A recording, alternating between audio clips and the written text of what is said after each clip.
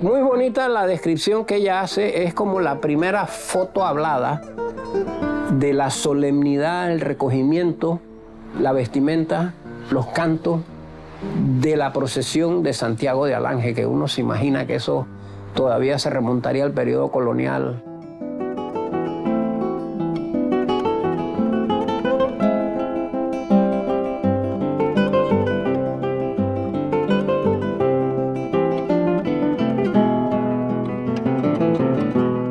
Volvemos con Cómplices. Dedicamos este programa de hoy a Sue Gladfelter Vázquez, una gran pianista y gran maestra del método Suzuki en toda América. Le dedico este programa con muchísimo amor en recuerdo del tiempo que pasamos juntas, y también a su esposo, el panameño Claudio Vázquez Quirós. Muy bien. Primera vez que conversamos sin las máscaras. La primera vez fue con una pantalla, la máscara. Así es. La distancia. Así que... El tiempo que hemos pasado parece mentira. 2 años. 2 años tremendos. 2 años terribles, diría yo. Lo positivo ha sido que, por lo menos, de cada experiencia, cada evento, uno aprende algo. Y para mí fue aprender el Zoom. Igual. Y encuentro que es una maravilla. Sí, de repente precisamente debido a Jenny White del Val, he hecho varios programas Zoom con un grupo que se llama Amigos de la Historia de Veraguas, que yo no los conocía. Maravillosos, porque yo he visto algunos de los programas y los felicito. Gracias. A ellos los felicito. Oh, sí. Porque por su interés, pues que tienen un interés dedicado, ¿no? A su provincia. A su provincia. Sí, están haciendo un rescate. Me han ayudado muchísimo en rastrear documentación sobre Jenny y su familia política, los del Val. Sí. Así que en este empeño por rescatar esta niña de Nueva York, que fue a dar a Santiago de Veraguas. Sí, recuérdanos un poquito. ¿Cómo fue que llegó ella acá? Bueno, Bernardino del Val Arosemena, de Santiago de Veraguas, hijo de don Santiago del Val y doña Narcisa Arosemena, fue de los primeros panameños que, aprovechando esa gran transformación que hubo con el ferrocarril y el inicio de las líneas de vapor, va a parar a Nueva York, el gran puerto. Y él tenía que aprender inglés, pero se le hizo muy complicado en Nueva York porque una ciudad de 1 millón de habitantes, con electricidad, con tranvías, no sé qué cosa, y venía de un pueblo tan grande como Santiago que tendría 3.000 habitantes. Entonces dice que la vida muy ajetreada, no podía aprender inglés, entonces le recomendaron que fuera a una finquita en las afueras de Nueva York, que hoy sería el Bronx. Ah, sí. White Farms. Que ahí había una señora literata, culta, que enseñaba inglés, doña Rhoda White. Y ella, Bernardino va y toca la puerta, aparece doña Rhoda. Y bueno, hablaron de que él quería recibir clases de inglés, y ella dijo que sí, que ella le daba inglés a los inmigrantes. Era un tiempo que venían muchos inmigrantes de Estados Unidos. Y ella le dice, bueno, hacen como un trueque. Usted me enseña español, que es una lengua muy hermosa, y yo le enseño inglés. Y quedaron así. Y ella, doña Rhoda, se ve que era una profesora, y me va a venir tal día a tal y tal hora. Magnífica. Y en eso que Bernardino se estaba despidiendo, baja un ángel por la escalera. Ay, Dios. Jenny White, El corazón de él quedó fulminado. Y bueno, él hizo lo imposible para que lo invitaran y se ganó la familia. Se casaron el año que él se graduó de la Universidad de Harvard. Y gracias a una voluntaria holandesa que me ayuda en el rastreo histórico, ella se entró a los archivos de Harvard y ahí aparece en 1862 Bernardino del Val Arosemena, graduado de leyes. Y, increíble, el primer panameño de Santiago de Veraguas. Y claro, los suegros querían que él pusiera un buffet o en Nueva York, o en Londres, o en París, pero su padre, que estaba muy mayor, le dijo que se viniera a Santiago. Así que Jenny pierde el primer hijo en 1800, prácticamente el año que se casan, 63, y creo que le da como esa palabra que se le dicen a las personas, a veces le da como una cabanga, como una tristeza. Es una cabanga. Entonces ella decide dejar Nueva York y aceptar la invitación de Bernardino que se vinieran a Panamá, al Estado Soberano de Panamá, sí, y irse a Santiago. Es el momento ese del Estado Federal. Es el Estado Soberano de Panamá. Llegan y se quedan con la familia de una, como decían al tiempo antes, una tía carnal de Bernardino, casada con un señor Sosa, la tía María. Viven en el casco viejo mientras arreglan el viaje, porque viajar era una odisea. Sí. Y entonces fue parte en balandra de vela hasta Natá y después a caballo. Total 9 días. 9 días, que poquito. Como 11 caballos llenos de chécheres de la máquina de coser. La máquina de coser, la primera. Tenemos es casi un documento único para nuestra región. No tenemos algo parecido para otros países. Una niña de Nueva York, de una familia muy prestante, muy bien educada, que le gustaba escribir lo que veía. Y además le apasionaba la política y la economía. Era observadora. Era observadora, sí. Como me escribió una de estas nuevas amigas de Zoom que tengo del grupo de Veragua.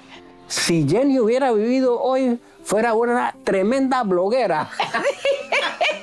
Seguramente. Sí, así que la última vez, creo que la última vez que conversamos, Margarita, fue sobre la carta que ella le escribió al presidente Lincoln, sí, describiéndole, porque antes de ella venirse para Panamá con Bernardino, su padre, que era juez de la Corte Suprema de Nueva York, le consigue una cita, porque su padre era muy allegado a Lincoln y un asesor en plena guerra civil de los Estados Unidos. O sea que el papá de Jenny estaba muy bien conectado. Y cuando el presidente Lincoln se entera que ella, Jenny, viene para Panamá, se casa con un panameño graduado en Harvard, la invita a la Casa Blanca. Y allí él le pide que le describa cómo era este punto tan estratégico donde, caramba, podía haber un ferrocarril y más adelante quién sabe qué cosa, ¿no? Un canal. Sí, porque estamos hablando de 1860 y algo, ¿no? 3. Así que ya estarían los franceses. Así es. Dándole vuelta a la idea. Y ella, después me encuentro que en otra carta posterior, la carta a Lincoln es interesantísima porque describe la naturaleza, la hermosura de la vegetación, de los ríos, de las quebradas, las aves, la fauna. Eso que tenemos que cuidar. Así es. Y la narrativa de ella describe la naturaleza del Istmo en 1863. Y cuando uno lo ve hoy, esto es lo que hemos hecho con esta naturaleza tan preciosa. Los ríos degradados, ya no hay bosque. Es terrible, es terrible. No debemos parar de decirlo para que los jóvenes escuchen y se preocupen por lo que nos pasa. Así es. Ella le describe también los caminos, que no había caminos, pero que eso podría arreglarse sin mayores problemas. Los puertos, los suelos que había muchos tipos de tierras bajas, medias, altas, donde toda clase de cultivo. Habla de los usos y costumbres, entre ellas pues las peleas de toros. Y es el momento en que comienza en Veraguas, sobre todo, el tema del cultivo del algodón, que un tema que le interesaba a Lincoln porque se había bloqueado navalmente al sur, que era los estados del sur, los mayores productores de algodón. Y la familia de los del Val y otras familias de Santiago se abocan a cultivar algodón sin haber escuelas de agronomía, sin haber experiencia previa, sino a rajatabla. Bueno, sí. Entonces ahí es donde la familia de Jenny, Bernardino levanta una siembra considerable de algodón en Montijo, porque era cerca al puerto, para enviarlo por balandra de vela a Panamá, por tren a Colón y luego en vapor a Nueva York. ¡Ave María! Pero es una carta interesantísima. Y yo me quedé pensando, ¿le contestaría a Lincoln? Y posteriormente encontré que en efecto, en una carta que sigue, donde ella describe la Semana Santa en Veraguas, en Santiago, sí, ella habla que el presidente Lincoln le había contestado y varias veces, lo que me lleva a preguntarle, y se lo dije a mis amigos amigos de la historia de Veraguas, ¿dónde estarán las cartas que el carteo de Lincoln con Jenny White? Claro, eso sería de primera. Así que esa fue la parte que quedamos la vez pasada. Luego pasé al capítulo que tenía que ver con la Semana Santa en Veraguas. Las costumbres, ella describe con mucho detalle cómo vistió a los ángeles, los cantos, los trajes, las guitarras, la solemnidad, la procesión. Muy interesante, como un pasaje antropológico. Realmente es como ver Santiago de Veraguas en Semana Santa, la solemnidad del evento, además en un momento muy difícil porque había mucha persecución religiosa. Así que para mí fue algo muy ella con los ojos de una joven culta de otra cultura, viendo y admirando, ¿no? Que ella se sintió casi que incorporada a ese espíritu colectivo, tanto de las personas de clase alta como el campesinado, entregado a la Semana cantando Santa. Y las velas y con el Cristo en andas. ¡Qué maravilla! Sí, me emocionó mucho porque yo vengo un poco de esa tradición, pero claro está de Alange, porque mis abuelos ellos eran súbditos del Cristo de Alange, pero había esa costumbre. El Cristo de los chiricanos es el Cristo de Alange, así como Portobelo es de la gente de la costa de Colón. Vamos a suspender por un momentito. Continuamos dentro de unos minutos. Volviendo a la procesión, ¿cómo sería aquello? Era muy solemne. Las canciones. En latín unas. En latín. Sí. Cantos en latín también. Sí. En español antiguo. Emocionante. Yo siento ella, y lo narra como buena hija de una literata, narra lo impresionada que ella estaba. Cuando le dijeron que venía la procesión, ella se iba a poner cualquier ropa, pero en eso ve que todas las muchachas y las señoras de Santiago y respectivos se ponían las mejores galas, claro, para ir a la procesión. Y los caballeros y respectivos de posición social, todos elegantemente vestidos para la procesión del Cristo en la Semana Santa. Cuando yo era niña, recuerdo que mi madre me renovaba mis trajes para la Semana Santa. Muy bonita la descripción que ella hace, es como la primera foto hablada de la solemnidad, el recogimiento, la vestimenta, los cantos de la procesión de Santiago de Alange, que uno se imagina que eso todavía se remontaría al periodo colonial. Yo creo que para Panamá, pero para los veragüenses, sí, esa narrativa es maravillosa. Así es, sí. Total, somos un país pequeñito y que tenemos que conocernos unos a otros y recuperar en cada región esa riqueza que tenemos. Continuemos con Jenny. Bueno, ella después de la narrativa esta de la Semana Santa, que siguió a la carta al presidente Lincoln, viene otra serie. En las cartas de Jenny, como no había correo, sino que de vez en cuando alguien venía para la capital, digamos una vez al mes. Sí. Entonces ella comenzaba una carta, a las 15, 20 páginas la dejaba, después seguía la carta hasta llegar a 40 páginas. Un libro. Para fortuna nuestra, porque allí sí comenzaba, le escribía al papá, a la mamá, con mucho respeto, luego a las hermanas, al hermano, así que eran estas. Tenía un tío que era como su asesor espiritual, que era un padre, sí, que vivía en Francia. Era de origen irlandés, el padre O'Reilly. Entonces ella le escribía sus tribulaciones espirituales al padre O'Reilly, ¿no? Debido a la persecución religiosa que se había desatado en Panamá, se habían prácticamente cerrado las iglesias. Entonces ella, uno de sus objetivos es conseguir un sacerdote para que oficiara, que pudiera bautizar, que pudiera dar misas.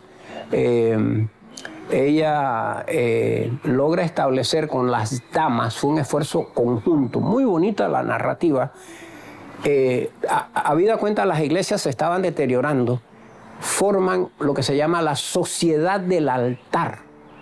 Y ella logra, aprende el español, y ella logra, junto con las señoras primero con las señoras de Santiago, y luego comienzan a traer familias campesinas y plantearles, hay que restaurar las iglesias, el Cristo tiene que ser puesto en su lugar, hay que hermosear. Claro. Entonces ella le va describiendo a su familia cómo había hecho, aquí aparecen los nombres ya de las señoras de Santiago, que es muy bonito también. Susana, que María, que los apellidos. Y luego forman, además de la Sociedad del Altar, las Hermanas de María. Y entonces, hijas de María. Hijas de María. Y las hijas de María, la idea un poco de ambas era que la gente diera lo que pudiera dar, un real, como decía en el tiempo antes, 2 reales, para que la gente se acostumbrara que las iglesias, que las obras sacras, en esa época el hospital de San Juan de Dios era, vamos a decir, un hospital, no era del Estado, vamos a decir, era de una orden religiosa, y que la gente, por más humilde que fuera, pudiera dar 1 real, 2 reales, para reparar la iglesia, embellecerla, y el hospital, y que hubiera un lugar donde ir. Y aquí es donde ella entra a un pasaje interesantísimo, que es las enfermedades que sufría la gente del campo en el Panamá del siglo XIX. Ella describe ahí un pasaje de la lepra. Pero fíjate. Ella narra, porque le tocó vivir, es una mujer pobre, humilde, que la lepra se la estaba comiendo. Es algo bíblico. Así como en la Biblia que dice que Cristo, como señal de su poder, podía curar a los leprosos. Bueno, cuando Jenny narra la llegada de esta persona que vagaba por las calles y nadie quería recibirle y dormía por los... sí, hay su descripción de las enfermedades que azotaban en esa época a la población de... Eso es interesantísimo, porque los jóvenes de hoy no tienen idea de lo que hubo aquí en los pueblos y en nuestra realidad. Bueno, estuvimos muy a punto, años después, porque Colombia tenía un problema gravísimo de lepra. Los Estados Unidos de Colombia, como se decía. y vagaban por los caminos y causaban una impresión en la gente y no había cura, hasta que un científico alemán descubre cómo lidiar con esa enfermedad. Y Colombia manda una expedición científica que recorre la costa Caribe de todo Colombia y luego al Pacífico de Panamá, y deciden que Coiba es el sitio ideal para un leprosorio. Y estuvimos a un tris de que Coiba hubiera sido el gran leprosorio de Colombia. Sí, porque estábamos hablando de 25.000 leprosos. Era una cosa una enfermedad que no tenía cura y no había quien los atendiera ni se sabía qué hacer y nadie quería.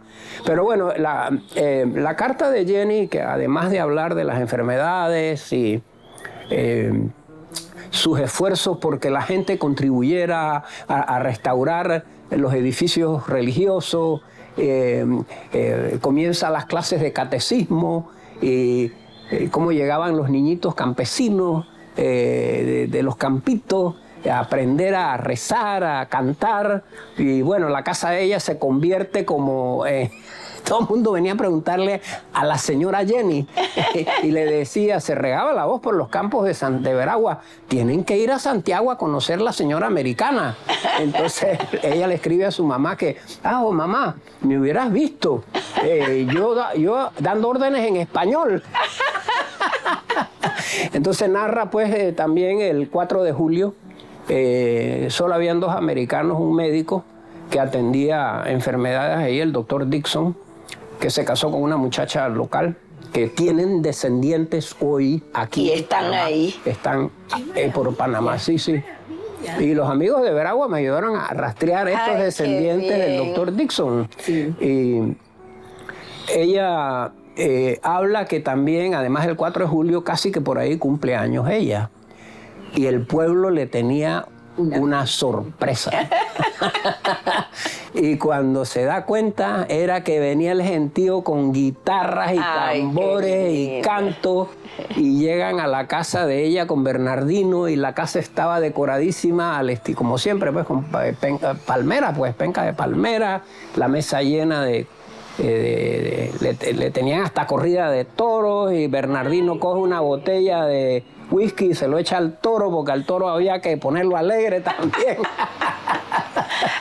Y entonces ella entra a su sala, que no la habían dejado entrar a la sala, y estaba la sala de la casa de los del Bal a todo dar, toda decorada, con toda clase de platos. Ella la sientan debajo de una foto de ella, que me hizo preguntar esa fotografía, porque no es un óleo, y ella dice a photo of mine.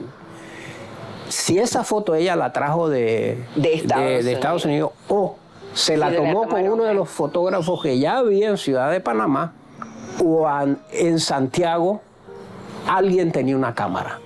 También le pregunté a mis amigos de las historias de Veragua que indagáramos sobre eso. Claro, interesante. ¿Quién tendrá las cartas de Jenny con el presidente Lincoln? ¿Dónde están? Y la foto. ¿Quién heredó de descendientes de ella esa foto de Jenny White del Val, que la lucieron el día de su cumpleaños? Así que esa es el capítulo más reciente de la epopeya de Jenny White del Val. Es que este capítulo nos trae una serie de aspectos de la vida nuestra, de la que ya no se habla, de la que, bueno, es algo olvidado, algo pasado. Y que a mí me parece que los jóvenes tienen que saber, tienen que conocer esa historia y cómo la realidad misma, el pueblo, las costumbres, esa